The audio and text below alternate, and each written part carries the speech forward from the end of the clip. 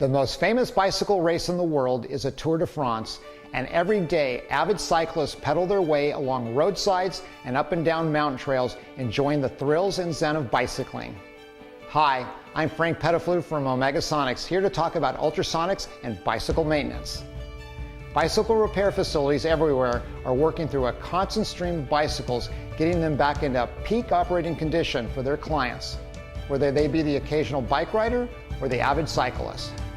These technicians are cleaning and repairing rear cassettes, chainrings, derailleurs, chains, crank arms, headsets, brakes, brake levers, shifters, bottom brackets, and even hubs.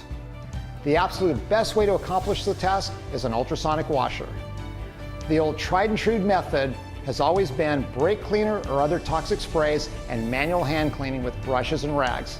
While adequate, the amount of time needed to complete a bicycle overhaul is substantially longer than if the same technician is armed with an ultrasonic cleaner. An ultrasonic cleaner allows technicians to simply place the dirty components into a heated bath with soap and water and let the tiny microscopic bubbles do the work of penetrating those small, hard to reach places while they work on other jobs.